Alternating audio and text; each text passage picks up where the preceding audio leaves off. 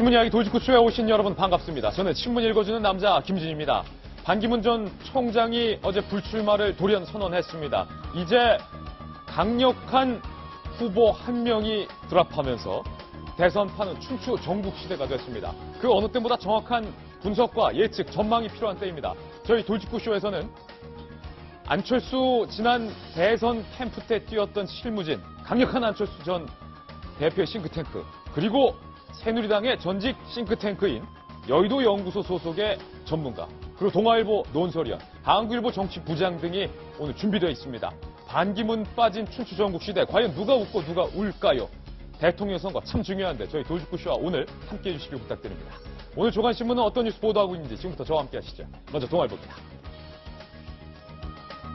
동아일보 일면 제목이 흥미롭습니다. 반도 못 뛰고, 반도 못 뛰고. 정말 반도 못 뛰었습니다. 중도 하차가 딱 어울리는 표현입니다. 대선 불출마 선언을 하면서 침통한 표정을 짓고 있는 반 전 총장. 그런데 문득 궁금해졌습니다. 왜? 어제 오전까지만 해도 정당 대표들을 두루 만났던 반기문 전 총장. 그리고 어제 저녁에 기자들과의 만찬 약속까지 예정이 돼 있었고, 전날 밤에 기자들과 만나서 나를 좀 도와달라. 내가 한국 정치 바꿀 수 있다. 이렇게까지 의지를 불태웠던 반 전 총장이었는데 돌연 왜 하차라는 선택을 했을까요? 당 대표들을 만나고 난 뒤에 불출마 선언을 했는데 혹시 특정 당대표의 발언이 좀 마음에 안 들었던 걸까요? 잠시 후 그 원인에 대해서 짚어보겠습니다. 다음 신문입니다. 이번에 한국일보입니다. 막 내린 반풍, 굳어지는 문 대세론. 한국일보는 이렇게 전망을 했습니다. 문재인 전 대표의 대세론이 더 굳어질 것이다. 그런데 오늘 문 대세론 말고 다른 예측들도 상당히 많이 보도되고 있습니다. 예측할 수 없었던 반 총장의 불출마 선언 때문에 이 대선 판에 큰 변수들이 속속 생기고 있습니다. 아직까지 누가 선출될 것이다 라고 장담하기 힘든 상황이라는 겁니다. 말 그대로 춘추전국 시대의 대선판, 오늘 돌직구쇼에서 상세하게 짚어드리겠습니다. 다음 신문입니다. 이번에 조선일보입니다. 비문 선두 반기문의 지지표 어느 주자에게 옮겨갈까? 반사 이익 누가 볼까? 과연 황교안 권한대행일까? 안철수 전 대표일까? 유승민 의원일까? 남경필 지사일까요? 이거는 왜 가려는지 안 뜯어지네요. 어쨌든 이 네 사람 중 누구에게 반기문 지지표가 갈까요? 긴급 여론조사 결과 오늘 저희 돌직구쇼에서 준비했습니다. 반기문 총장을 뺀 나머지 주자들의 여론조사를 돌려봤는데 결과가 상당히 흥미롭습니다. 의외의 사람이 웃고 있습니다. 잠시 후 공개합니다. 다음 신문입니다. 이번엔 경향신문입니다. 반 전 총장의 전격 불출마 선언, 여권은 누구의 등을 떠밀고 있습니다. 예상하셨죠? 황교안 권한대행의 등을 떠밀고 있습니다. 네가 가라. 그리고 유승민 의원은 기회를 잡았습니다. 유승민 의원의 지지율 잠시 후 공개하겠지만 올랐습니다. 유승민 의원 기회를 잡았다. 보수 후보가 없는 무주공산 상황에서 유승민 의원으로 대동단결하겠다. 유승민 의원 측의 생각이라고 합니다. 잠시 후 현실화될 수 있을지도 짚어보죠. 다음 신문입니다. 이번에 한겨레 신문인데요. 돌리면 나옵니다. 한겨레 만평 한 토막 보겠습니다. 제목은 오늘부터 특훈입니다. 맹연습을 하겠다. 누군가 하고 봤더니 황교안 권한대행인데 침착하게 10,000원짜리 한 장을 지하철 교통카드 찍는 데에 찍고 있는 황교안 권한대행. 반 전 총장이 20,000원짜리 내고 생수 한 병 사다 먹는 모습을 풍자한 만평입니다. 이제 보수 후보 새누리당은 황교안 권한대행의 등을 떠밀고 있다. 다음 신문입니다. 이번엔 서울신문입니다. 각계 정치권의 반응은 과연 어떨까요? 영입을 공들였던 바른정당에서는 아쉽다. 아쉽다. 불출마하지 마시지. 우리로 오지. 아쉽다. 문재인 전 대표는 활짝 웃었습니다. 그러면서 외교 문제의 자문과 조언을 받겠다. 이렇게 밝혔고요. 박지원 대표, 유엔의 업적 역사가 평가할 것이다. 물러나던 마당에 쓴소리할 수 없겠죠. 다들 유엔 사무총장으로서의 업적에 대해서 긍정적으로 평가했습니다. 속내는 각기 다릅니다. 다음 신문입니다. 이번엔 중앙일보인데요. 역시 돌리면 나옵니다. 중앙일보 긴급 여론조사 결과가 일면 헤드라인으로 실렸습니다. 반기문을 지지했던 그 표심 중에 20%는 누구에게 갔고 반기문을 지지했던 표심 중에 13%는 누구에게로 갔다. 이렇게 분석 결과 나왔습니다. 미리 공개해 드립니다. 20%는 황교안 권한대행, 13%는 유승민 의원에게 갔다고 합니다. 그렇다면 반기문의 표심을 받은 황교안, 유승민 이 두 대선 후보들의 지지율은 얼마로 측정이 됐을까요? 잠시 후 공개하겠습니다. 오늘 반 전 총장이 빠진 대선판은 그야말로 춘추 전국시대입니다. 과연 보수층의 표심 누구에게 향할까요? 시청자 여러분께서는 지금 고품격 뉴스토크 신문 이야기 도지구쇼를 시청하고 계십니다. 존경하는 국민 여러분, 저는 제가 주도하여 정치교체를 이루고 국가통합을 이루려 했던 순수한 뜻을 접겠다는 결정을 했습니다.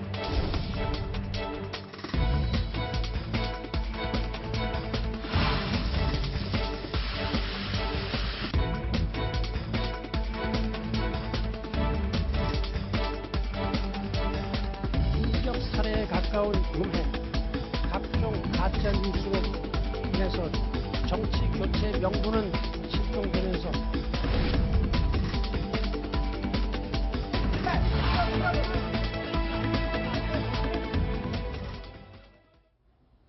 오늘 저희 도지구쇼에선 이런 제목을 달아봤습니다. 반 총장 불출마한 대선판, 바로 춘추 전국시대입니다.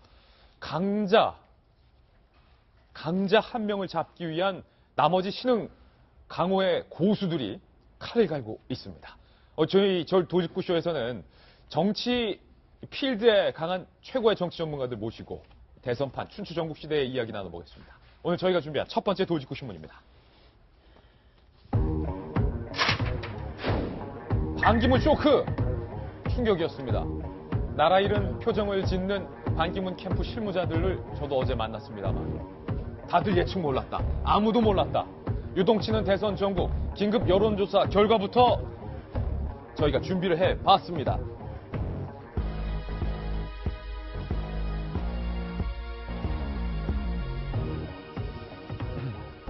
정성희 위원님, 아무도 몰랐다는 거예요? 반기문 전 총장의 돌연 불출마 선언, 혹시 정성희 위원께서는 예측하셨습니까? 그럼 제가 여기 안 있고 돗자리 깔아야죠. 돗자리 깔아야 됩니까? 사실은 그 예측은 우리 설날에 윤 실장이 혼자 맞춘 것 같아요. 돌연 하차할 거다라고 얘기를 했고, 또 뭐 정치인 중에 안철수 의원이 좀 미리 예측을 하면서 그렇게 했는데 저도 깜짝 놀랐습니다. 사실은 아무도 몰랐고요. 반기문 전 총장이 들어오기 전에는 사실 문재인 대표도 훨씬 높은 지지율을 보였거든요. 그런데 이제 들어오면서부터 모습을 드러내면서 거품이 이제 꺼지기 시작하더니 결국 이제 반토막이 나는 상황에서 어저께 현실 정치의 높은 벽을 넘지를 못하고 결국 중도 하차하는 결정을 내렸네요. 특히 어저께 그러면 반기문 표가 어디로 갈 거냐 하는 그런 부분에 대해서 어저께 아무한테도 정치적인 그런 정파나 정당의 힘을 실어줄 계획이 없다라고 하면서 정말 그것은 무주공산에 누가 가져간 사람이 임자인 그런 표가 됐습니다. 예. 반 전 총장이 불출마를 선언하면서 어제 귀갓길에 기자들을 만났습니다. 과연 반 전 총장이 귀갓길에 뭐라고 밝혔을지요? 함께 보실까요? 불출마 결정을 아무하고도 얘기하지 않고 아침에 아내하고 결정했다. 불출마 선언문은 직접 내가 썼다. 재고 가능성은 없다. 이렇게 밝혔습니다. 그런데 문득 궁금합니다. 반 전 총장이 새벽에 불출마를 결심했다곤 하지만 불출마 선언문을 작성해서 그렇다면 당대표들을 계속 만났던 것인가? 정치 행보를 했던 것인가? 무엇이 반 전 총장의 마음을 그렇게 결정케 했던 걸까? 상당히 궁금해집니다. 다른 분의 어떤 정파나 정당에 힘을 실어준 계획은 없다. 꼭 정치뿐만이 아니라 다른 면으로 기여할 게 많다고 생각을 한다. 이렇게 밝혔습니다. 반기문 총장이 빠진 대선판, 반 총장 빠진 대선 후보들의 지지율 어떻게 나왔을까요? 긴급 여론조사 결과부터 제일 먼저 공개하겠습니다. 전국 대통령 선거 2017년 여야 차기 대선 후보 지지도. 이 지지도는 반 총장 빼고 긴급 실시된 여론조사 결과입니다. 1위 역시 문재인 전 대표가 1위입니다. 26.1%. 그런데 어떤 여론조사에서는 30%를 넘는 결과도 있었습니다만 반 총장을 빼고 돌린 긴급 여론조사 결과 문재인 전 대표의 지지율이 오르거나 압도적이거나 한 지지율을 보이지 않았습니다. 26.1% 반 총장이 있거나 없거나 1위긴 하지만 26.1% 비슷한 지지율을 보였다는 게 흥미롭습니다. 2위가 바로 황교안 권한대행입니다. 10%대를 돌파했습니다. 황교안 권한대행의 지지율이 가장 많이 상승을 하면서 반 전 총장의 자리를 꿰찼습니다. 2위 12.1%. 그리고 3위 안희정 지사의 약진도 상당히 눈여겨볼 만합니다. 두 자릿대를 돌파했습니다. 11.1%를 기록하면서 3위를 차지했습니다. 반 총장의 하락, 그 이후에 안 지사의 상승, 뭔가 맞물리는 점이 있는 것 같습니다. 4위 이재명 시장은 9.9% 한 자릿대로 추락하면서 안희정 지사에게 3위 자리를 뺏겼습니다. 하락을 했고요. 안철수 전 대표의 지지율도 올랐습니다. 9.3%로 이재명과 안철수의 격차가 상당히 좁혀졌습니다. 오차 범위를 생각한다면 이 정도는 동률이다. 이렇게 봐도 될 것 같습니다. 공동 4위 정도 되지 않겠습니까? 그리고 유승민 의원의 지지율이 올랐습니다. 2배 이상 올랐습니다. 2몇 %에서 4.3% 됐으니까 2배 가까이 껑충 뛰었습니다. 아직 한 자릿수이긴 하지만 대선 기간 초반임을 생각할 때 유승민 의원의 상승세, 이 흐름은 눈여겨볼 것 같습니다. 남경필 지사는 2.0%를 현재 기록하고 있습니다. 잠시 후 각 주자들의 지지율에 대해서 더욱더 상세하게 분석을 해보겠습니다만 지지율 분석에 또 능통한 윤태권 실장님, 보시기에 누구를 가장 주목해 볼 만합니까? 여기서요, 일반적으로 문재인 전 대표가 더 좋아지는 거 아니냐라고 보는데 저는 생각이 달라요. 생각이 다르다. 안 좋아지는 겁니다. 1등 입장에서는요, 약한 2등이 3, 4, 5등이 못 올라오게 막아주는 게 제일 좋은 거거든요. 나는 못 쫓아오고 남이 올라온 건 막아주고. 근데 그 뚝이 터진 거예요. 그럼 이 문 대표는 떨어졌어요, 사실상. 떨어졌다. 문 대표에 떨어진 게 어디로 갔냐? 안희정 지사한테 일부 간 게 보이는 거죠. 그러면은 반기문 총장이 있을 때는 여권 후보로 계속 프레이밍을 했지 않습니까? 문 전 대표에서 이명박 박근혜 연장이다. 근데 그 사람이 사라졌으니까 정권 교체는 나만이 가능하다라는 차별점이 상실된 거죠. 안철수도 정권 교체, 안희정도 정권 교체고 누가 제일 좋은 정권 교체냐라고 물어볼 수 있는 것이고, 그리고 또 재밌는 게 이 중에서 문재인 전 대표가 나이가 제일 많은 사람이 됐어요. 아, 그렇습니까? 거기다가. 이게 이제 비교 효과가 반기문 전 총장이 제일 조금 낡아 보이고 고루해 보였는데 그 이미지가 문 전 대표한테 갈 수 있다는 거죠. 그 이제는 일강 다중구도, 그리고 유승민 의원 같은 경우에도 입장권은 땄다. 반기문 총장이 빠지면서 확 치고 오를지는 두고 봐야 되겠지만 일단 입장권은 얻었다. 이렇게 요약할 수 있습니다. 입장권 얻었다 이건데, 그러니까 김병민 의원님, 반 총장의 역할이 오히려 문재인 전 대표의 지지율을 막아주는, 그러니까 3, 4, 5위의 추격을 막아주는 방파제, 뚝 역할을 했는데 그 방파제 뚝이 없어졌으니까 오히려 문 전 대표한테 손해다. 그러니까 저도 유 실장님 의견에 거의 100% 동감을 하는 게, 야권 주자 입장에서는 안희정 지사라든지 후발 주자한테는 엄청난 기회가 될 겁니다. 근데 이제 이 사건으로 해서 가장 유탄을 맞고 치명상을 입었던 거는 바로 바른정당이에요. 오히려 황교안 권한대행 같은 경우는 반기문 전 총장의 불출마로 인한 거의 모든 효과를 흡수해 갖고서는 소위 말하는 새누리당 지지층의 지지율만큼 그 이상을 쭉 끌어갔거든요. 근데 바른정당 같은 경우는 본인이 갖고 있는 지지율만큼을 유승민 의원이나 남경필 의원이 제대로 흡수를 못하고 있습니다. 왜냐하면 바른정당의 태생 자체가 새누리당에서 뛰어나왔을 때 거의 상수로 놓고 나왔던 부분 중에 하나가 반기문 전 총장이 출마할 것이며, 그 출마의 기정사실화되는 공간은 바른정당과 함께 할 것이라는 나름대로 예측이 있었는데, 그게 지금 완전히 무너진 겁니다. 어저께 아마 제 진짜 골머리를 앓고 뒤통수를 맞았다고 생각하는 제 1의 인물을 뽑으라면 저는 김무성 전 대표를 뽑을 수 있을 것 같은데, 새누리당에서 야심차게 탈당을 주장했을 때만 하더라도 사실상 반기문 전 총장이 올 거다라는 가능성을 늘 갖고 있었거든요. 근데 그랬던 반기문 총장이 없어지기 시작하면서 오로지 기댈 수 있는 건 이제 유승민, 남경필 두 사람에게밖에 남아진 게 없는데, 과연 이 두 사람의 경쟁으로 이 바른정당의 지지율을 끌어당기면서 이 치열한 대권 경쟁에서 살아남을 수 있을 것인가? 지금 여기에 대해서 걱정과 우려를 하는 사람이 많은 겁니다. 반 총장이 불출마 선언 직후에 실시된 긴급 여론조사 결과 일단은 이렇습니다. 황교안 권한대행이 두 자릿대 지지율로 급상승하면서 2위 자리에 올랐다. 안희정 지사가 이재명 시장을 제치고 두 자릿대 지지율을 기록하면서 문재인 전 대표를 강하게 위협하고 있다. 안철수 전 대표와 유승민 의원의 지지율이 껑충 오르고 있다. 잠시 후 이 달라진 지지율에 대해서, 그리고 앞으로의 전망에 대해서 저희가 후보별로 상세하게 분석해 드리겠습니다. 오늘 저희 돌직구 신문을 한번 보시면요. 저희가 대선 춘추 정국시대다라고 제목을 달았습니다. 반 전 총장이 빠진 자리에 문재인, 황교안, 안희정, 안철수 4명의 후보가 빠진 민심을 찾기 위해서 애워싸고 있는 그런 형국이 아닐 수 없습니다. 그렇다면 이제 궁금증은 반 총장이 왜 돌연 불출마 선언을 했을까? 미스테리라는 겁니다. 저희가 3가지 이유를 꼽아봤습니다. 불출마 선언문을 가슴 한켠에 꼽고 다니던 반 전 총장. 과연 무엇이 반 전 총장의 하차를 결심케 했을까요? 첫 번째 이야기부터 풀어보겠습니다. 아무도 몰랐다.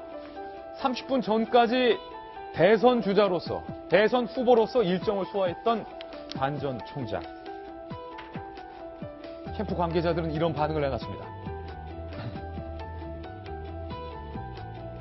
반기문 캠프 관계자들이 방송 보고 알았다는 거예요. 전문 용어로 물 먹었다는 건데. 뒤통수를 맞았다는 뜻이죠. 방송 보고 알았다.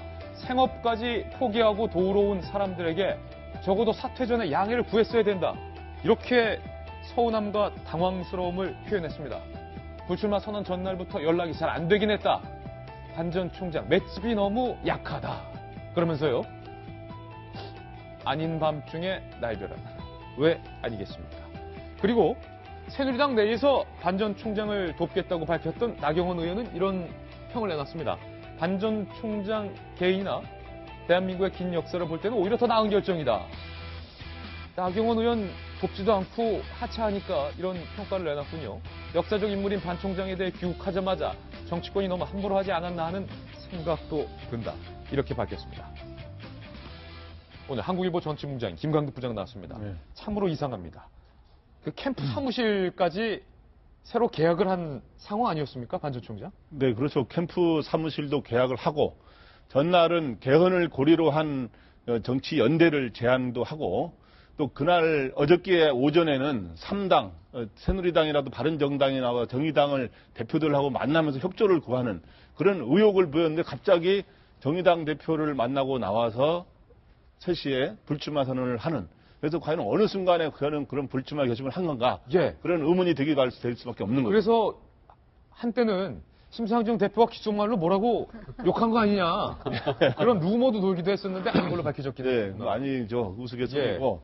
저는 과정은 이렇게 됐다고 봅니다. 그러니까 일단은 가장 그만두게 된 가장 결정적 요인은 저는 하나의 이름으로 하나 설명을 하자면 반기문 전 총장은 그 반토막 민심, 지지율이 반토막 민심이 나면서 반도 못 뛰고 그만뒀다. 예. 저는 그렇게 반으로 그렇게 설명을 하고자 합니다. 잠시 후 왜 반 전 총장이 불출마 선언을 했는지에 대한 이유 다시 한번 자세히 들려주시길 바라겠습니다. 이 칼럼.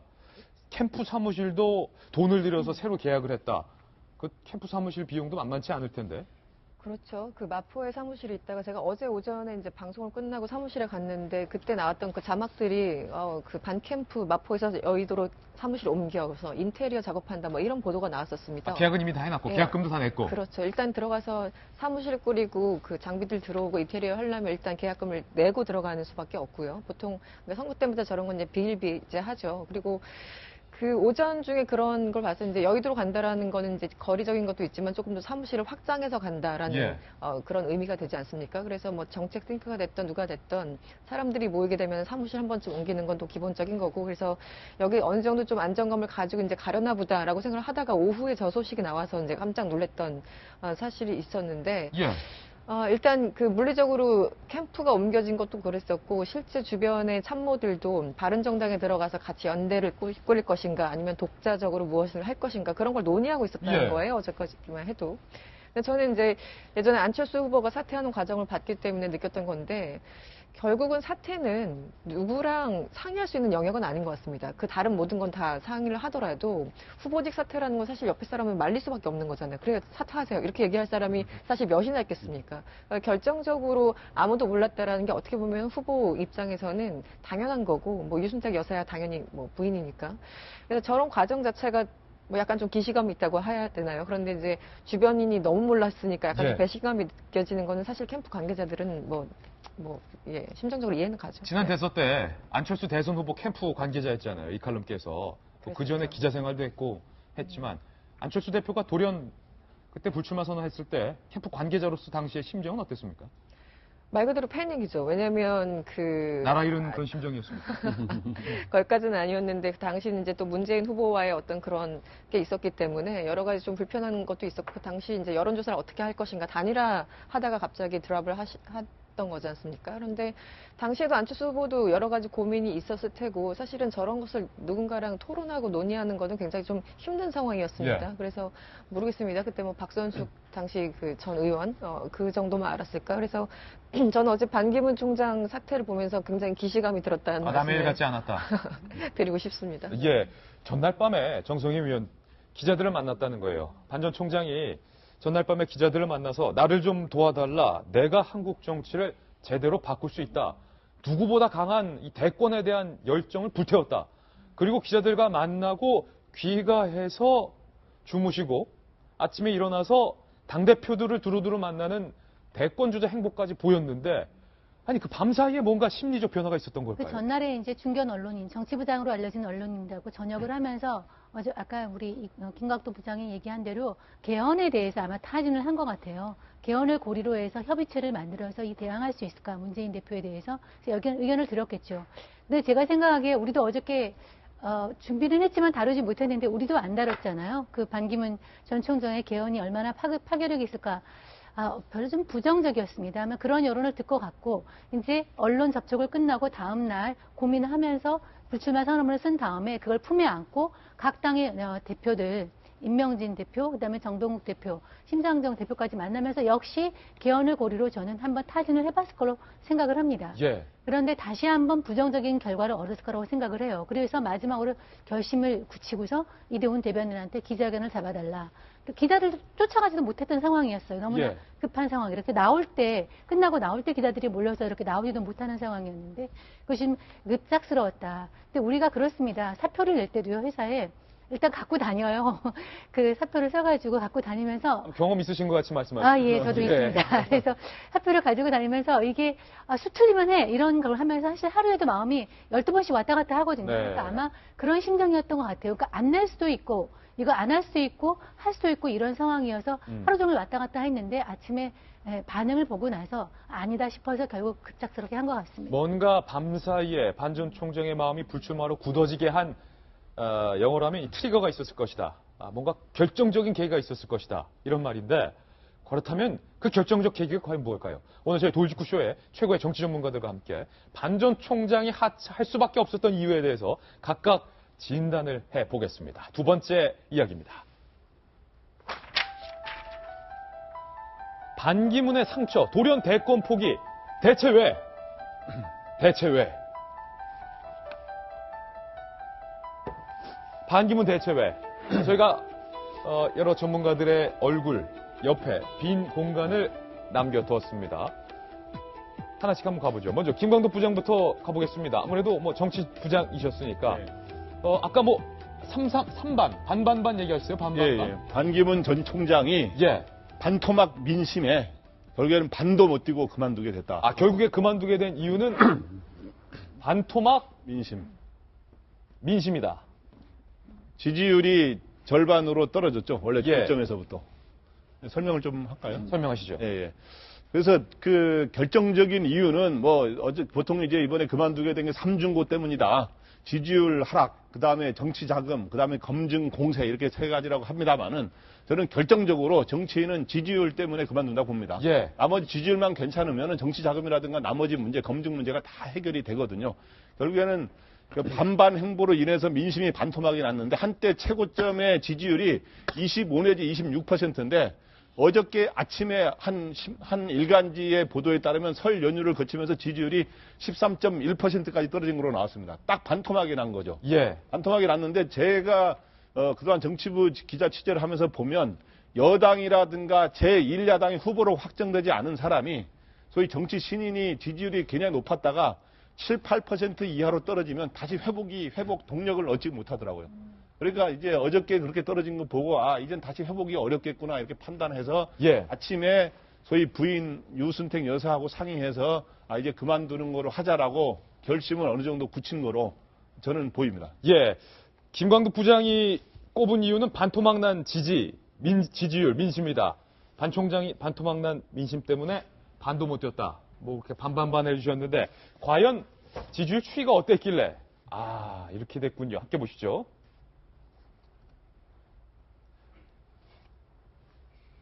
문재인 전 대표의 지지율이 이렇게 올랐습니다. 그래서 32.8%까지 찍었었는데 이에 반해서 반 총장의 지지율은 15, 16일을 기점으로 20%에서 13.1%로 지금 뚝 떨어졌습니다.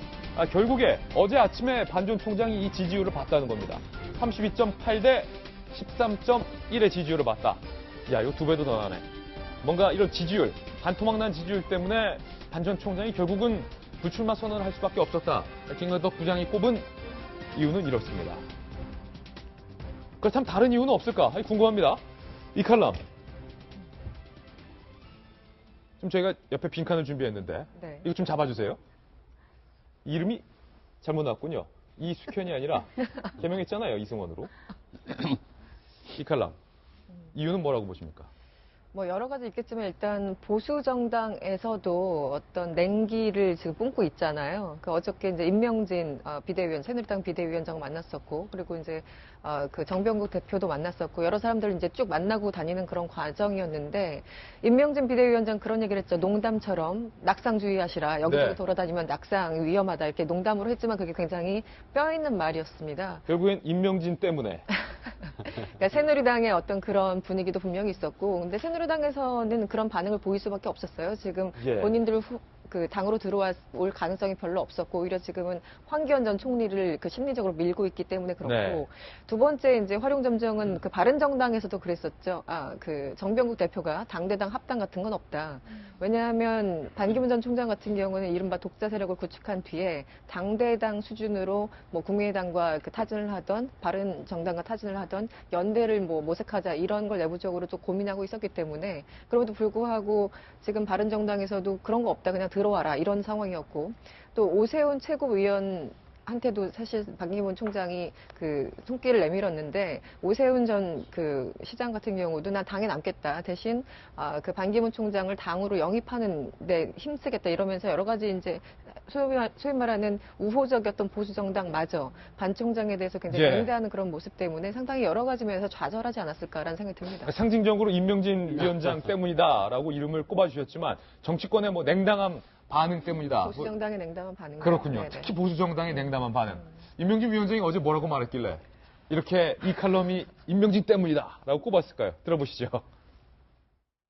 우리나라는 지금 그 이념이 너무 넘쳐서 저 사람이 진보냐 보수냐 그러는데, 지금 한 총장님은 뭐라고 드셨습니까? 이념이? 양치명으로 갈라놓고 지금 다 그렇죠. 무엇이냐 진보냐 이렇게 얘기를 하고 있는데 저 바람직스럽지 않다고 보고요. 최근에는 제가 좀 주의를 바꿨습니다. 낙상주의로.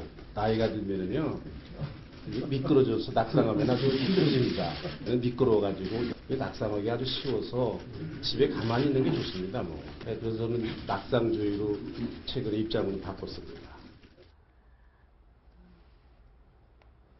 정성희 위원님, 반 전 총장이 들으면 기분 나쁠만 하겠네요. 나이 든 사람이 밖에 돌아다니면 낙상주의해야 된다. 근데 사실 그 임명진 지금 비대위원장이죠. 그래서 몇 살인지 찾아보니까 반 총장보다 불과 2살 어려요. 2살 어리니까 사실 70대니까 사실 저렇게 그 임명진 위원장도 지금 새누리당 들어가서 좀 큰 칼 휘두르고 계신데, 그 본인도 지금 상당히 활동을 하고 계신데 예. 같은 70대 입장에서 좀 심한 말을 하지 않았나. 예. 그러니까 너는 진보주의냐 저기 보수주의냐 얘기할 때 난 낙상주의인데 그러면 반 총장은요 이런 식으로 물은 거잖아요. 예. 좀 너무 저분이 큰 칼을 휘둘면서 너무 좀 아프게 하신 것 같아요. 그러니까 지금 화면에서 보셨겠지만 반 총장이 할 말을 잃었죠 거의. 예. 할 말을 잃은 표정인데 아마. 황당한 표정을 짓고 있어요. 예. 그래서 뭐라고 얘기를 할지 모르는 상황인데. 아니, 속으로 너는 뭐 이렇게 해질 거 아닐까 생각이 그 드는데. 나이고 어리신 예. 분이 아니 비슷하신 연배끼리 그렇게 얘기를 하니까 좀 황당하게 받아들였던 것 같고요. 아까 말한 대로 어떤 본인이 아직도 독자 세력을 갖지 못한 어떤 상황에서 당의 보수 정당이나 지지가 필요한 상황에서 예. 너무 저렇게 냉대를 받으니까 아마 결심을 하는데 아마 다른 거 나오겠지만 영향을 미친 것 같습니다. 임명진 위원장도 저렇게 말은 했지만 반 총장이 이렇게 불출마할 거를 예상 못했던 것 같아요. 새누리당이 지금 당황해서 임명진 위원장의 발언을 진화하느라 애쓰고 있다고요? 네. 전화 받았죠? 김병민 의원도. 아니, 어저께 갑자기 새누리당 부대변이라고 하는 분이 전화가 와서 예. 그런 얘기를 하더라고요. 근데 일단 기본적으로 임명진 위원장의 발언이 그와 같은 뜻이 아니었다라는 얘기인 것 같은데, 아니 누가 보더라도 반기문 전 총장을 앞에 두고 나이 들고 밖에 나가서 여기저기 돌아다니면 낙상한다라는 얘기를 하는 것들은 예. 이거는 정치인의 입장에서 비유법으로 받아들일 수밖에 없는 거고, 여기저기라는 표현이 길거리 곳곳에 여기저기를 뜻하는 게 아니라 사실상 반기문 전 총장의 행보를 보였던 보수 진영을 가기도 하고 진보 진영을 가기도 했던 부분들을 은근 빗대서 얘기한 것이 아니냐라고, 아니 정치부 기자들한테 물어보면 열의 아홉이 이렇게 대답하지 않겠습니까? 예. 그러니까 이런 부분들 때문에 반기문 전 총장의 기분이 상했고, 면전했어요. 만약 그런 부분들 때문에 만약에 반기문 전 총장이 불출마를 결심하는 계기에 단 1의 결정이라도 영향을 미쳤다라면은 임명진 비대위원장은 엄청나게 큰 실수를 했다라고 저는 볼 수 있습니다. 예. 왜냐하면 반기문 전 총장의 불출마를 인해서 임명진 비대위원장은 보수를 살리기 위해서 들어가신 분 아닌가요? 근데 말 그대로 반기문 전 총장이 살려낼 수 있는 보수의 불씨를 완전히 꺼트려 버렸다라고도 볼 수 있고, 또 제3지대를 기반으로 할 수 있는 새로운 국가개혁의 동력도 완전히 꺼트려 버린 것도 사실입니다. 예. 그래서 임명진 비대위원장이 현재까지 하고 있는 행보에 대해서 과연 새누리당을 제대로 개혁하고 있는지에 대한 물음까지도 드는데, 뭐 여러모로 지금까지의 상황들을 빗대서 앞으로 하는 언행과 행보 하나하나에는 굉장히 신중해야 될 것 같다라는 말씀을 좀 드리고 싶습니다. 낙상 발언 때문에 새누리당도 흠칫 놀랐다. 일각에서 이런 설도 돌았습니다. 마지막으로 당대표 만났던 분이 바로 심상정 정의당 당대표인데, 심상정 대표와의 만남 이후에 불출마 선언을 한 걸로 봐서, 아니 심 대표가 도대체 뭐라고 말했길래 반 총장이 불출마를 선언했냐? 혹시 귀에다 대고 뭐 충격적인 말 한 거 아니냐? 라는 의혹이 들고 있어서 팩트 체크 한번 해보겠습니다. 이렇게 말했습니다. 꽃가마 대령하겠다는 사람 절대 믿지 마시라. 의람된 말씀이지만 총장님을 위한 꽃방석은 마련돼 있지 않다. 그렇게 충격적인 얘기는 안 했어요. 좋은 이야기. 예, 뭐 좋은 얘기예요. 그러니까 반 전 총장이 야 나도 그거를 좀 절실하게 느꼈다 이렇게 답했다죠. 그러니까요. 참 이게 어제 반정 총장의 이제 사퇴한 뒤에 이제 두 가지 이야기를 한 게 있습니다. 누구도 돕지 않을 것이다라는 거 하고, 정치인들에 대한 불만을 격정적으로 토로했잖아요. 같이 하고자 뭐 생각했던 사람들의 이기주의, 편협함, 그리고 나를 보수의 불쏘시개로 삼으려고 했다. 반정 총장의 발언을 가만히 들어보면은 무슨 문재인, 안철수, 박지원 이런 사람 욕한 게 아니에요. 예. 바른정당하고 새누리당 욕한 거예요. 니들이 이제 나를 이게 쪽쪽 빼먹으려고만 한 거 아니냐라는 강력한 불만을 토로한 거거든요. 그러니까 이제 예. 이 칼럼 이야기가 저렇게 상징성이 큰 거죠. 또 쪽쪽 빼먹으려고 했다. 상당히 정달한 표현까지 쓰셨군요. 계속해서 이유 한번 진단해 보겠습니다. 김병민 의원님. 예. 좀 다양한 이유가 나왔어요. 지지율 때문이다. 뭐 임명진 위원장의 발언 때문이다. 김병민 의원이 생각하는 이유. 한마디로 표현하면 내가 공산당이냐 정도로 정리할 수 있을 것 같아요. 내가 공산당이냐. 이게 예. 상당히 의외의 발언 나왔습니다. 반기문 전 총장을 오매불만 기다렸던 정진석 전 원내대표, 그리고 반기문 전 총장한테 가갖고 충청권 의원들이 그랬잖아요. 당신이 가는 길이라면 공산당만 아니면 따르겠습니다라고 얘기했던 분들이, 아니 반기문 전 총장이 나와서 빅텐트를 치겠다고 열심히 텐트를 치고 들어오세요 했는데 아무도 탈당해서 나오는 사람이 없는 거예요. 예. 그럼 역으로 생각해보면, 아니 반기문 전 총장이 공산당입니까? 공산당만 공산당이다. 아니면 따르겠다라고 했는데 뒤돌아보니까 그분들이 나올 것처럼 하다가 아무도 나오지 않는 거죠. 예. 새누리당에서 그분들 한 충청권 의원들이 10분 정도 되는 사람들이 모여서 당을 과감하게 던지고, 당신이 가는 대통합 행보에 따르겠다라고 나와서 텐트를 치는데 혼자서 텐트 치시니 얼마나 힘듭니까? 나도 같이 치겠다고 망치질을 해야 되는데 이분들이 멀찍이 바라보면서 저분이 공산당인가 아닌가라고 생각하시는 건 아닌지라는 생각이 드는 거예요. 예. 그러니까 반기문 전 총장 입장에서 마지막으로 기댈 수 있었던 충청권 의원들까지 배신하니까, 야, 충청 너마저도 라는 생각이 들지 않겠습니까? 충청의 딸이라고 불렸던 분 한 분. 여기에 이제 마지막으로 부리시는 분, 나경원 의원 같은 분도 예. 새누리당을 탈당해서 바른정당 가기로 약속했잖아요. 근데 갑자기 안 가십니다. 그래서 왜 안 가세요? 라고 물어보니까 반기문 대통령 만들기에 앞장을 서야겠다는 얘기를 하세요. 그럼 약속을 지키셔야 되는데, 나경원 의원을 찾아보니까 나경원 의원도 새누리당의 따뜻한 안방에 앉아갖고 반기문 전 총장이 그냥 지그시 바라만 보고 있는 거죠. 이런 반기문 전 총장 입장에서는 윤 시장님이 얘기했지만, 야, 세상에 믿을 사람 아무도 없구나 라는 생각을 절감했을 것이며, 심상정 의원이 얘기했던 것처럼 꽃가마 태워준다는 사람 아무도 믿지 마라 라는 얘기에 예. 대해서 적극적으로 공감했겠죠. 그러고서 나경원 의원이 이렇게 말하고 있어요. 오히려 더 나은 결정하셨다. 딴 사람들 너무나 함부로 하지 않았냐. 이 평에 대해서는 어떻게 보세요?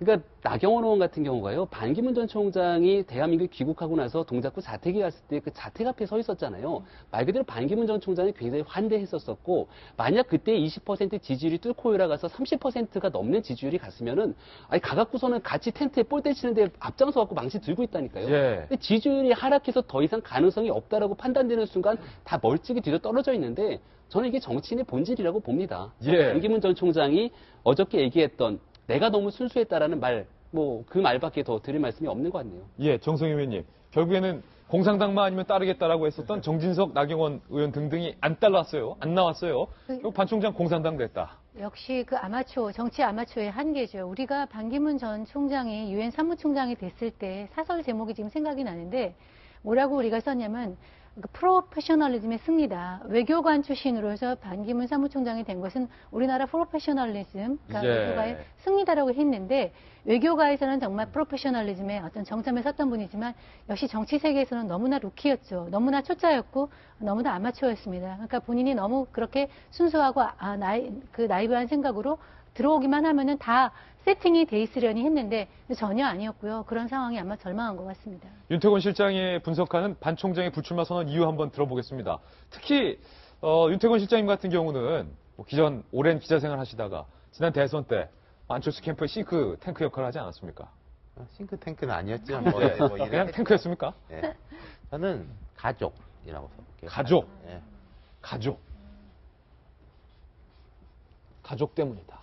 이제 제 가족이라고 썼지만 결국 이제 네거티브 공세에 대한 예. 이제 버틸 수 있는 역량의 문제예요. 맷집이군요, 다른 말로. 그렇죠.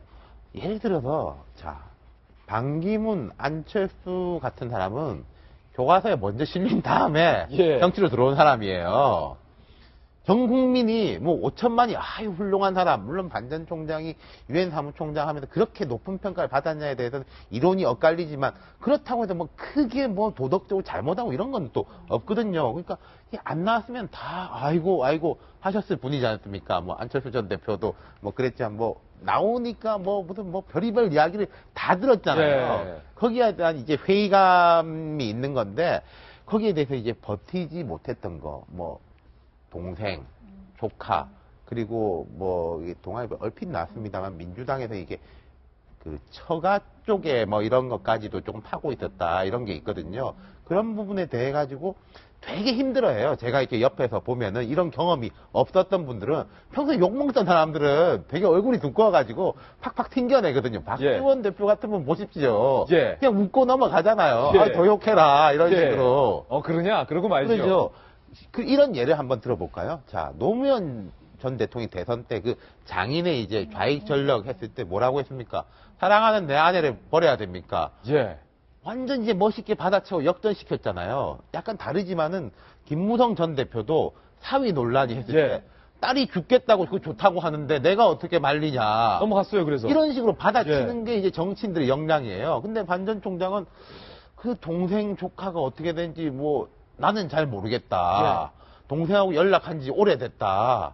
예를 들어 일반 정치인 같았으면은 내가 혼쭐을 냈다. 다시는 이제 뭐 못하도록 이제 다리 몽댕이를 분질러 놓겠다고 했다. 이랬으면은 조금 나아졌을 거예요. 근데 이게 그런 부분에 대해 가지고 끊어내지 못하고 아파하는 거.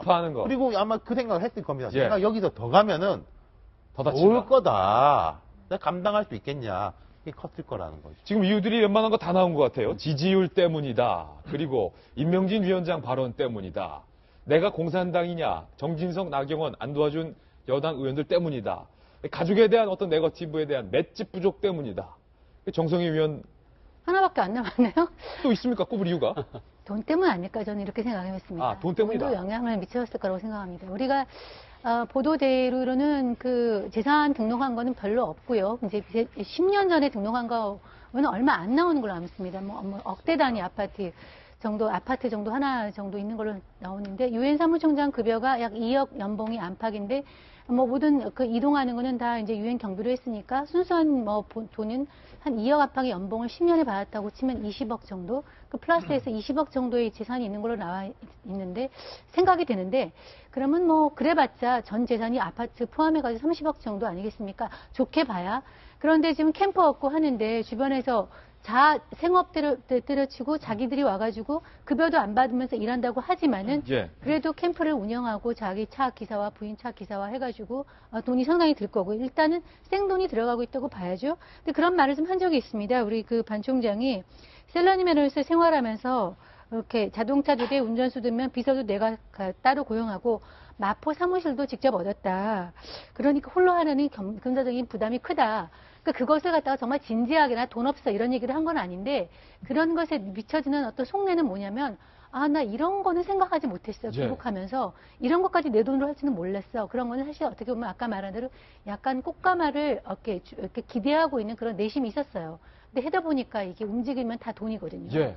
지방도 얼마나 많이 다녔습니까? 다 돈이거든요. 그런 거에 대해서 현실의 정치, 실제로 움직이려면 다 돈이 필요한 그런 것들을 좀 했던 그런 그 어떤 벽을 느꼈고 또 정당도 없지 않습니까? 정당 보조금을 통해서 쓸 수 있는 여력도 하나도 없었고 그런 것들이 좀 이렇게 큰 요인은 아니지만 마이너하게 영향을 미치지 않았나 생각이 됩니다. 김관덕 부장님은 뭐 대선도 여러 번 치르셨고 선거도 여러 번 하셨고 뭐 평생 정치부 기자로만 사셨으니까 대선 후보가 대선을 한번 치르려면 돈이 얼마 정도 듭니까?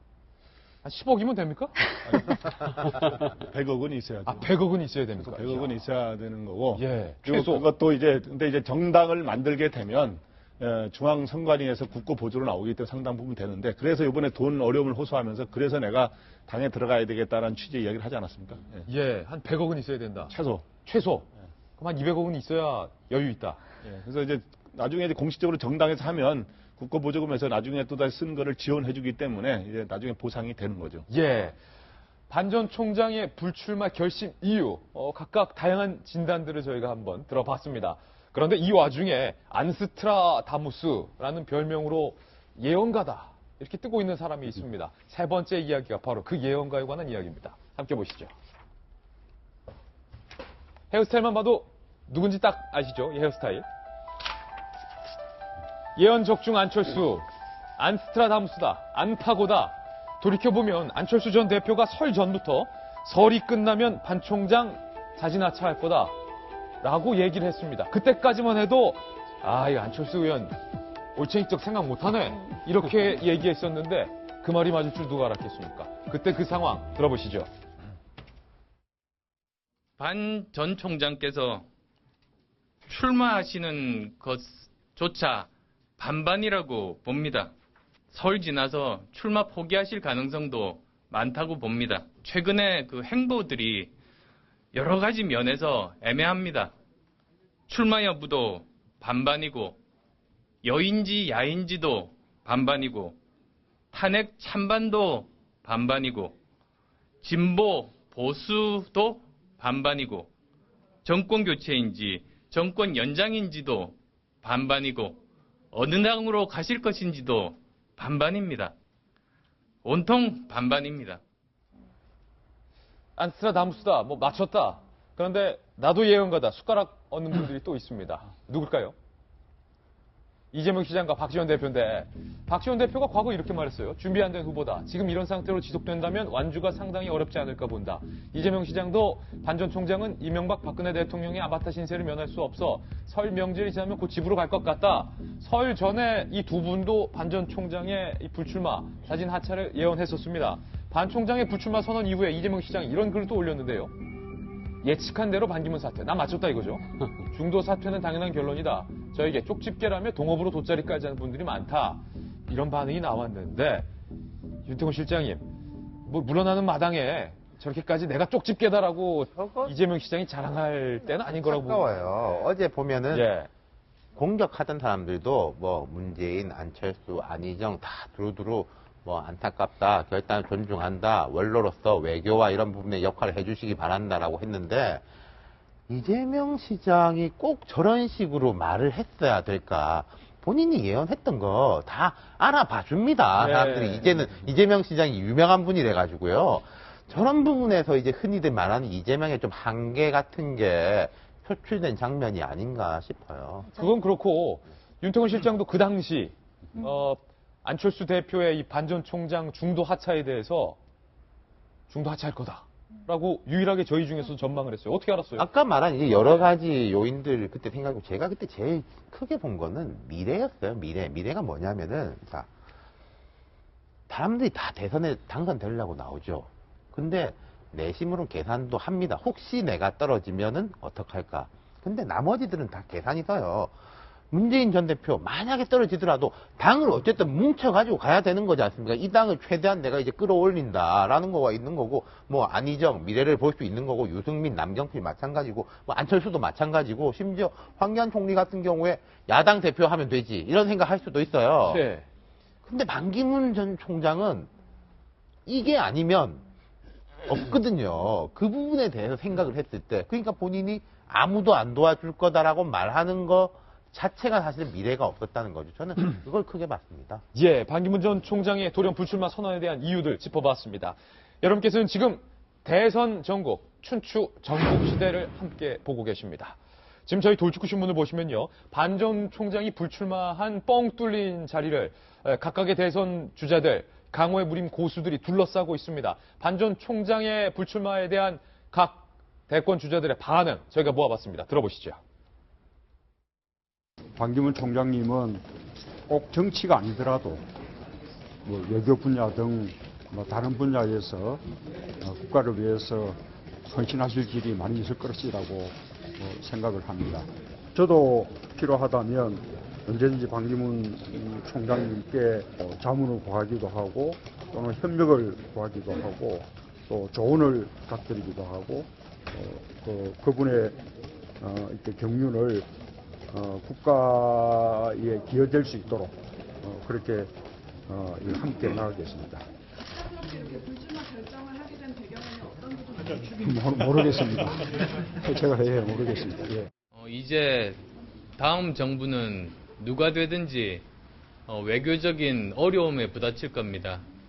그때 유엔 사무총장의 경험을 잘 살려서 국가의 보탬이 되는 많은 역할들을 해주시기를 기대합니다. 국민들의 기대가 큰 만큼 반 총장님이 좋은 행보를 통해서 국민 여러분께 사랑받길 바랍니다.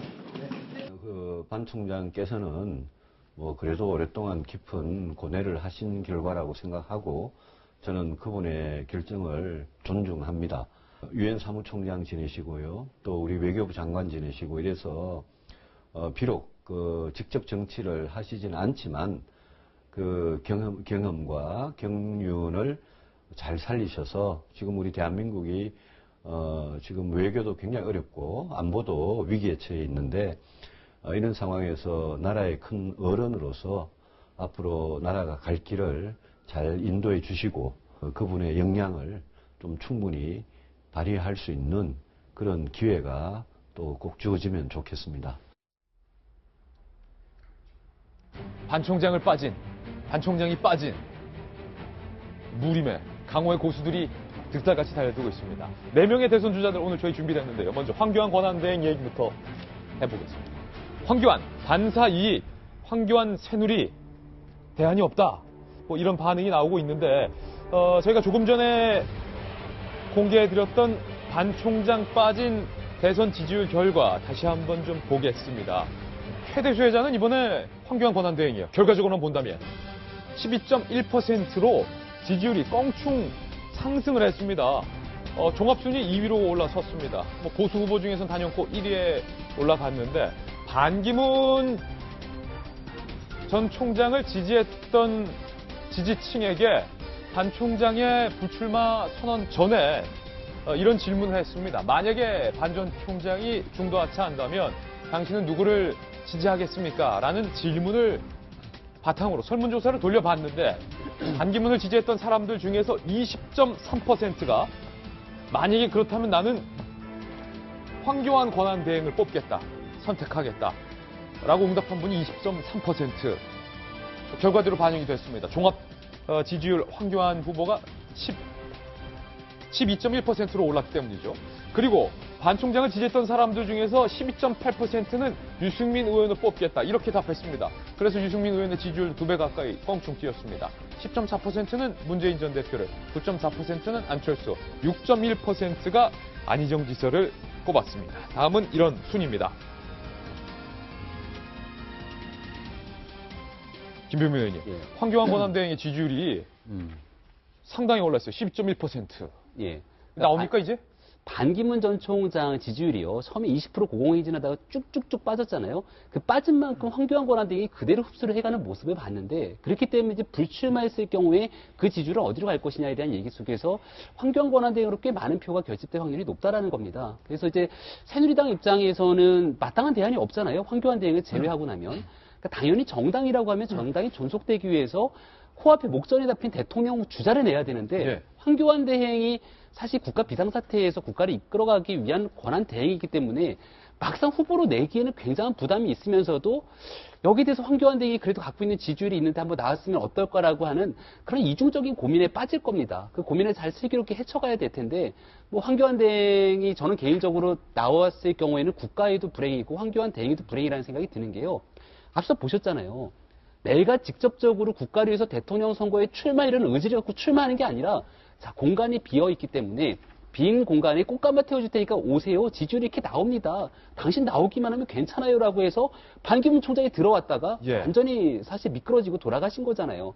황교안 대행이 대통령 권한 대행을 집어 던지고 나서 대통령 후보로 새누리당에 출마하는 순간 그보다 훨씬 더 엄청난 시련이 코앞에 닥쳐 있을 수 있게 되고 그로 인해서 이제 만약 정치적 실패를 겪게 되는 순간 만약에 반기문 유엔 사무총장은 중간에 그만뒀으니까 사람들이 역사에 평가되고 기록될 것이라고 좋은 얘기들을 해줬지만 황교안 권한대행에 대해서는 역사에 기록될 정도로 악평과 혹평들이 쏟아질 수 있다는 부담감이 있을 거라 마지막까지 고민이 좀 될 거라는 생각이 되고요. 예. 마지막으로 저는 저기 있는 저 업승 무응답의 30%가 굉장히 중요한 의미를 갖고 있다고 봐요. 예. 아직까지는 고민을 못한 겁니다. 보수층 입장에서는 앞서 얘기했지만 바른정당 같은 경우가 반기문 총장을 기대하고서는 지지하는 사람들이 많았는데 이게 깨졌기 때문에 어디 갈지 모르는 거거든요. 유승민 의원이 크게 떠오르지 않는 결정적인 이유 중에 하나도 김무성 전 대표의 선택이 지금 오락가락하거든요. 반기문 전 총장이 기대하고 있었기 때문에. 따라서 바른정당 입장에서는 김무성 전 대표가 어떤 결정을 가지고 유승민 의원을 확실하게 밀어주든 뭔가 특단의 조치가 있지 않고서는 지금 보수정당 전체에 대한 공멸의 위기로까지 갈 수 있다는 생각이 듭니다. 아니 정성희 의원님, 임명진 위원장이 반 총장에게 낙상 얘기를 꺼냈지만 그 전날에는 사실 황권한 대행은 어떠한가, 황교안 대체론 뭐 이걸 띄우지 않았습니까? 대체론 정도가 아니라 약간 제가 보기에는 거의 구걸하다시피 출마 압력을 하는데 이렇게 되면 이제 황교안 국무총리 대통령 권한대행도 출마 압력이 좀 거세지고 본인의 고민이 깊어질 것 같아요. 그렇지만 저는 계속 그런 입장인데 황교안 그 권한대행은 대선에 출마하면 안 될 것 같습니다. 저 개인적으로는 3대 불가능을 얘기하는데요. 첫 번째로는 지금 대통령의 권한대행의 권한대행 체제는 그 나라 사회에서 본인의 커다란 직분을 포기하는 것이라는 생각이 들고 그 두 번째로는 박근혜 정부의 실정에 책임이 있는 공동 책임으로서 책임자로서 나오게 되면 지금 현재 태극기 시위 민심만 가지고 가는 거기 때문에 필패합니다.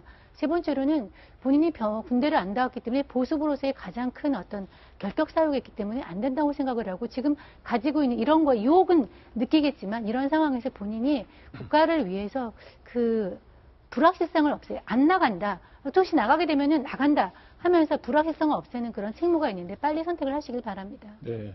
그 반기문 그늘 효과라는 게 있어요. 뭐냐 하면 반기문 전 총장이 너무 이제 웃자랐기 때문에 거기에 다른 주자들은 그 밑에 그늘 밑에 있어서 햇볕을 못 봐서 잘하지 못했던 현상이 있어요. 그래서 아까 문재인 후보 입장에서는 중간에 후발 주자에 따라오는 걸 막는 방파제 역할을 했던 거죠. 근데 이제 반기문 그늘 효과가 사라졌기 때문에 이제 네 사람이 이제 수혜자가 일단 될 것 같아요. 예. 일단 보수 쪽에서는 이제 황교안 대행과 그 다음에 유승민 의원이 대행이 될 수 일종의 수혜를 받을 수가 있고 그 다음에 이제 일종의 안희정 씨는 충청표를 얻어가는 수혜자가 될 수가 있고 그 다음에 안철수 전 대표 같은 경우는 이제 중도표를 얻어가는 수혜자가 될 수 있는데 좀 이 네 사람 중에 이제 당장 가장 큰 수혜를 보는 반사이익을 보는 사람은 이제 황교안 권한대행으로 나타나는데 제가 보기에 지금 현재 상승세가 좀 더 올라갈 거로 보입니다. 그런데 예. 결국에는 황교안 대행이 출마를 진짜 할 수 있겠느냐 없겠느냐 근데 저는 그거는 반반이라고 보는데. 여기도 반반이에요. 예, 근데 이제 황교안 대행이 아까 여러 가지 부담, 아까 전 총리 자리, 대통령이 비었는데 총리직까지 비울 수 있느냐라고 하는 그런 부담. 그 다음에 여러 가지 논란 때문에 만약에 불출마할 경우에는 또 보수 진영의 대안을 누구를 하느냐 놓고 또 아까 말했던 제2차 춘추전국 시대를 맞는 네. 또 다른 정치적인 혼돈 국면이 또 맞을 수 있다. 저는 그런 생각이 있습니다. 예. 대선 주자 첫 번째 이야기 황교안 권한대행의 이야기였다면 두 번째는 바로 안희정 지사를 좀 주목해 봐야 될 것 같습니다. 오늘 충청이 비었어요. 충청이 무주공산이 됐단 말입니다. 그러면 이 충청 민심을 가져갈 수 있는 사람은 안희정 지사밖에 없습니다. 충청 대망론의 원톱이 됐습니다. 안희정 최대 수혜자 아니냐. 반 전 총장의 불출마 때문인지 아니면 원래 안 지사의 지지율이 오르고 있었던 것인지 두 개가 만난 것인지 안희정 충남지사의 지지율이 11.1%로 껑충 뛰었습니다. 두 자릿대를 돌파하면서 이재명 시장을 제쳤어요. 이재명 시장을 제쳤어요. 이 칼럼. 안 지사를 주목해야 된다. 과거에 그렇게 말씀을 해 오셨는데 정말로 안 지사의 흐름이 무서운데요. 이대로 가다가는 이재명 시장을 벌써 제쳤기 때문에 이제 문재인 대 안희정의 민주당 경선 싸움이 이대로라면 될 것이고 문재인 전 대표가 만약에 50%의 득표율을 경선에서 얻지 못한다면 나머지 주자들을 지지했던 사람들의 민심을 안 지사가 업고 결선 투표에서 문재인 안철수 다시 한번 붙는다면 이거 어떻게 될지 모르는 거 아닙니까? 그러니까 다크호스라는 표현이 이번에 안희정 지사한테는 참 어울리는 단어라고 생각을 하고요. 기본적으로 탄핵 국면이 끝나면 이재명 시장에 대해서는 지지율이 조금 하락세가 있을 것이다라는 얘기. 그 얘기는 안희정이 그만큼 또 이제 올라올 공간이 있을 것이다 이런 전망이 있었고 거기 그런 흐름 속에서 좀 가는 것 같습니다.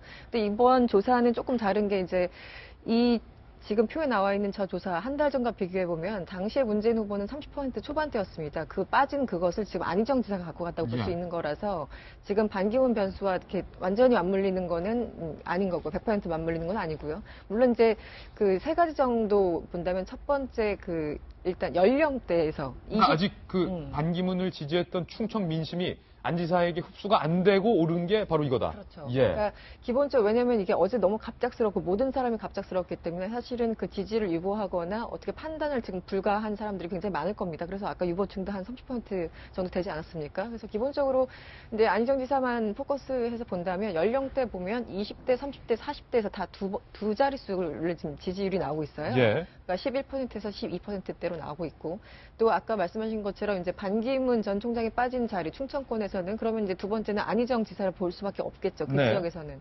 그러니까 그 지역별로 봤을 적에도 안희정 지사가 지금 수혜를 입을 수 있는 공간이 있고 마지막으로는 그런 게 있죠. 어쨌든 정권 교체를 해야 되겠는데 문재인 후보여야 된다는 사람도 있지만 문재인 후보만 아니었으면 좋겠다라는 사람이 분명히 있습니다. 예. 그리고 어떤 그 진보층에서는 당연하지만 보수적 중도 보수 이런 쪽에서는 안희정 지사에 대해서 관심을 갖는 사람들이 굉장히 많고 이제 대표적으로 상징되는 게 안희정 지사가 갖고 있는 사드에 대한 어떤 의견 이런 것들이 보수층의 어떤 그 마음을 좀 움직이는 측면이 없지 않아 있습니다. 그래서 예. 연령별로 보나 지역별로 보나 혹은 반대로 얘기하면 비호감도가 떨어진다는 측면에서, 그러니까 호감도도 중요하지만 이 사람만은 진짜 안 된다라는 비호감도도 상당히 중요하거든요. 예. 근데 안희정 지사에 대해서는 비호감도가 상대적으로 굉장히 낮은 걸 본다면 굉장히 좀 가능성이 있지 않을까. 그래서 다크호스란 말이 꽤 어울리는 그런 수사가 아닌가라는 생각이 듭니다. 네. 대표적으로 얘기하신 게 사드 언급하셨는데 김병민 의원님, 문재인 전 대표 같은 경우는 사드 배치라는 이번 정부의 결정에 대해서 네. 차기 정부에서 한번 번복할 수 있다. 뭐 이런 식의 발언을 했다가 사드는 어쩔 수 없는 거 아니냐라고 했다가 다시 사드 문제에 대해서는 네. 질문을 안 받겠다. 하여튼 왔다 갔다 하는 모습을 보였는데 안 지사 같은 경우는 사드가 이미 배치된 것이고 안보에 관한 영역이기 때문에 한미 협상 결과를 존중해야 된다. 뭐 공개적으로 명확한 입장을 밝혀오지 않았습니까? 그렇죠. 그렇기 때문에 안희정 지사에 대한 소위 말하는 중도 보수에서 마땅하게 마음 줄 후보가 없는데 안희정 지사의 여러 가지 행동과 반응 이런 것들을 보니까 괜찮네라는 생각을 하는 겁니다. 저는 사드 배치 발언도 그렇지만 안희정 지사가 개인적으로 이 사람 괜찮네라고 눈을 확 뜨게 만들었던 발언 하나가요.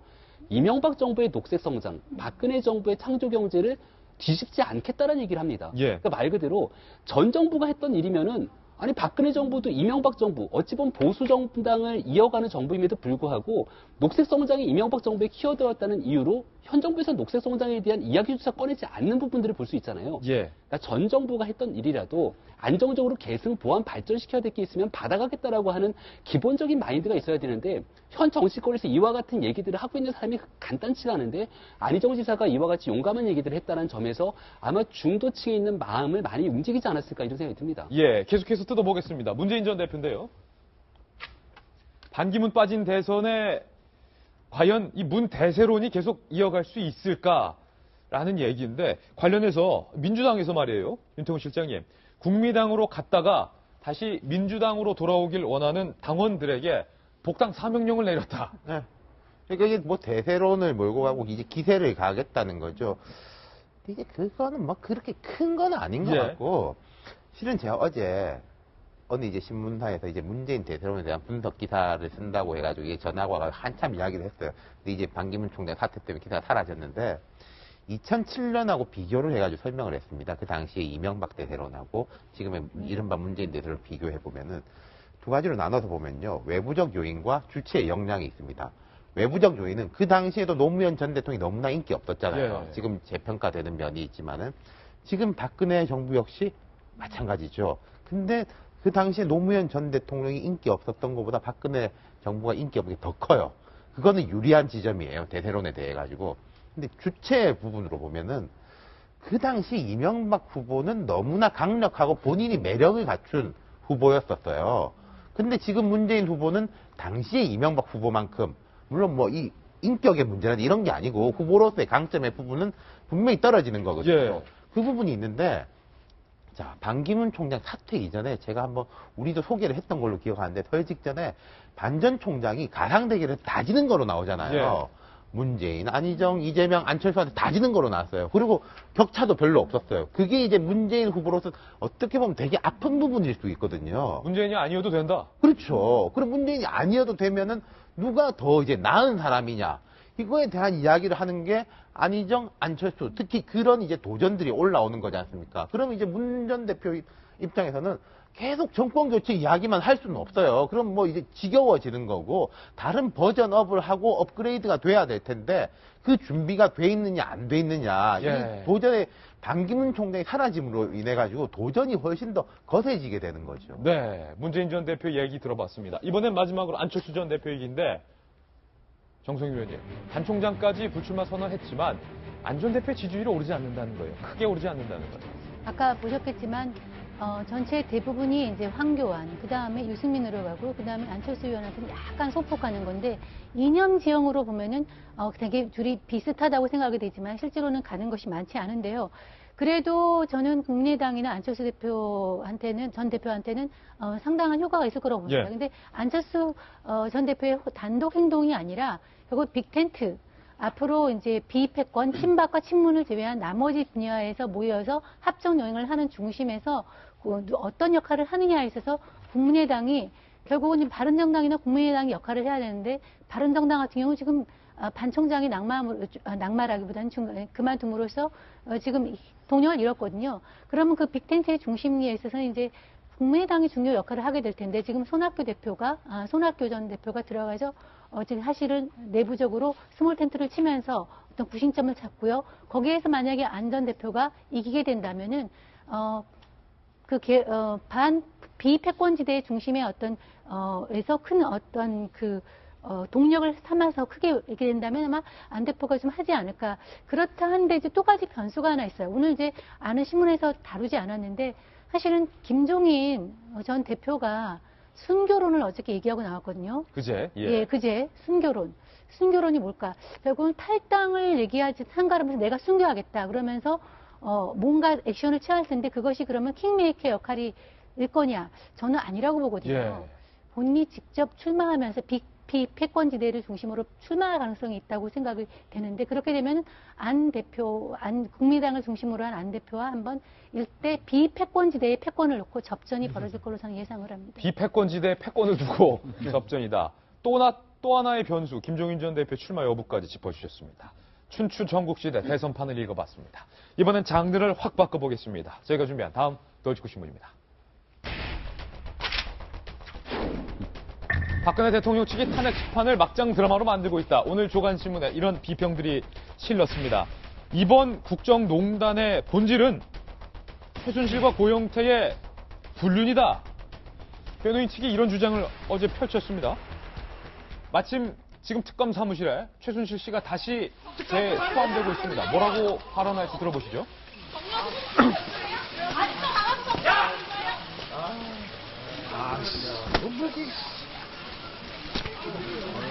가려? 왜 가려가지고. 네, 최순실 씨가 어제에 이어서 3차 소환이 됐는데 전혀 뭐 발언은 없었습니다. 이중환 변호인이 어제 탄핵 심판에서 이런 변론을 펼쳤습니다. 들어보시죠. 저희들은 진정한 증거 승부를 원합니다. 그런데 검사 작성의 조서만으로 사안을 판단하겠다는 것은 소위 조서 재판을 할 우려가 있는 것으로서 청구인 측에는 예리한 일본들을 주고 피청구인에게는 둔한 부역할을 주면서 공정한 진검 승부를 하라는 것과 같다고 하십니다. 대통령 대리인단이 파악한 이 사건의 발단은 대통령이 40년 직위로서 그 존재를 드러내지 않던 최서원이 고영태와 불륜에 빠지면서 시작되었습니다. 최서원과 대통령의 관계를 알게 된 일당들이 자신들의 이익을 추구하다가 실패하자 일부 언론과 정치권에 이 사건을 악의적으로 왜곡하여 제보함으로써 대통령이 추구했던 목표와 완전히 다른 사건으로 변질된 것입니다. 김병민 의원님, 이 논리 변론을 들어보면 참으로 어처구니가 없습니다. 왜 국정농단 사건을 한낱 치정극으로 몰아가는지 대통령 변호인 측의 변론에 실망할 수밖에 없는데요.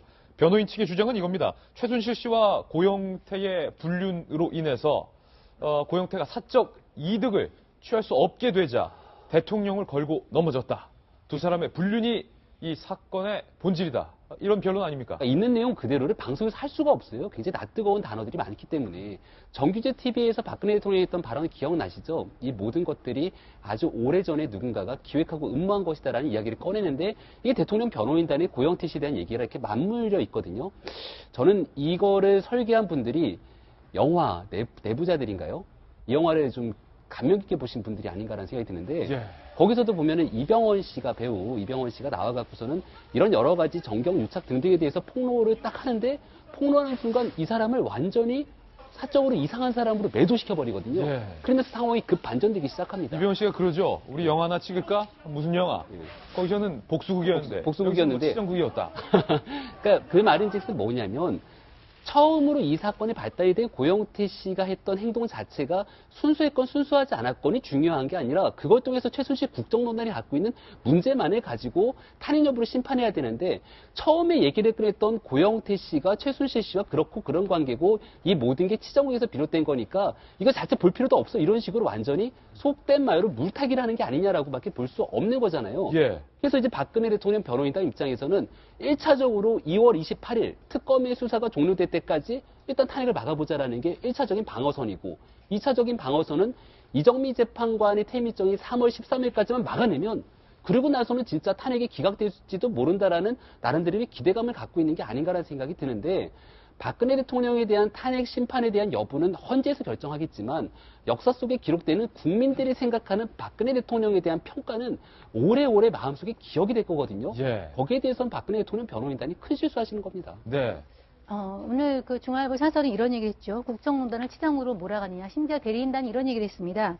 롯데그룹이 70억 원을 요구할 때 그 고영태가 남자 그 종업원으로 일할 때 남자 종업원으로 일할 때 호스트바에서 그런 이름을 썼다는 얘기까지 대리인단이 얘기해요. 우리가 참 방송에서 옮길 수 없는 그런 얘기들을 하면서 이런 얘기를 폭로를 하는데 저는 오늘 최순실 씨가 아까 소환됐잖아요. 예. 오늘 최순실 씨가 입을 열 것 같은 느낌이 들어요. 오늘 최순실 씨가 지금까지는 입을 연다. 전부 다 묵비권을 행사했습니다. 그러니까 특검에서 부르긴 불러도 12시간, 13시간 잡아놔도 한마디도 안 했어요. 그랬는데 왜 이 대리인단이 이렇게 최순실, 고영태의 불륜곡으로 이렇게 하면서 박 대통령 희생자라고 하는 거는 최순실한테는 박 대통령의 배신입니다. 그러니까 내가 이렇게까지 믿고 입을 다물면서 공모가 아니다라고 방어를 해줬는데 갑자기 내 사생활을 이렇게 대리인단이 하면서 나를 끊어?